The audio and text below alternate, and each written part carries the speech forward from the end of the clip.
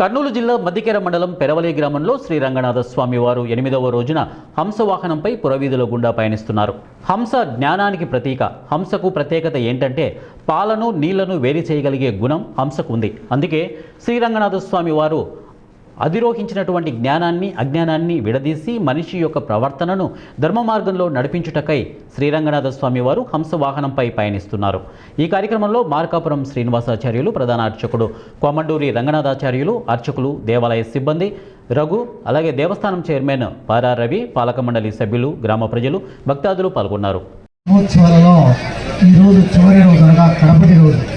రేపటి కార్యక్రమం వేడుక కార్యక్రమం ఈ రోజుతో బ్రహ్మోత్సవాలు ముగుస్తాయి. ఈ ఉత్సవానంతరం తిరిగి దేవాలయానికి వెళ్ళిన తర్వాత స్వామివారి సమక్షంలో గరుడి ద్వారా దేవతా ఉద్వాసన కార్యక్రమం, అంటే 33 కోట్ల దేవతల మందికి కూడా వీడ్కోలు కార్యక్రమం జరుగుతుంది.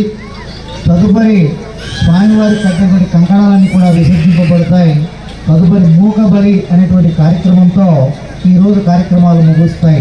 దాంతో బ్రహ్మోత్సవాలు, నవాన్నిక బ్రహ్మోత్సవాలు 9 రోజుల పాటు జరిగిన బ్రహ్మోత్సవాలు ఈరోజు ముగుస్తాయి. రేపటిది వేడుక కార్యక్రమం పాంపు సేవ.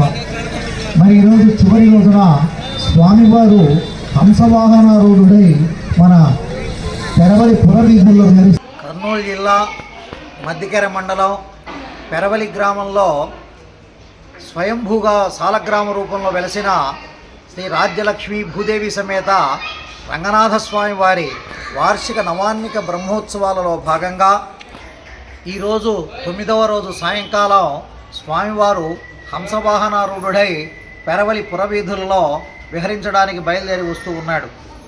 స్వామివారు హంసవాహనాన్ని అధిరోహించడానికి ఒక ప్రధాన కారణం హంస సాధుజీవి, అంతేకాకుండా స్వచ్ఛమైనటువంటి జీవనానికి అలవాటు పడినటువంటిది హంస. అందుకే యోగుల్లో గొప్పవారిని పరమహంసలుగా మనం చెప్పడం పరిపాటి. కాబట్టి అలాంటి హంసవాహనారూఢుడై ఈరోజు స్వామివారు ఈ యొక్క పెరవలి పురవీధుల్లో విహరిస్తూ ఉన్నాడు. హంసకున్నటువంటి గొప్ప గుణం ఏమిటంటే హంస నీటిని పాలను వేరు చేసేటువంటి స్వచ్ఛమైన గుణాన్ని కలిగి ఉంటుంది. భూలోకంలో ఎక్కడ కూడా మనకు హంస కనిపించదు. మానస సరోవరం లాంటి స్వచ్ఛమైన నీటిలో మాత్రమే హంసలు విహరిస్తాయని ప్రతీతి.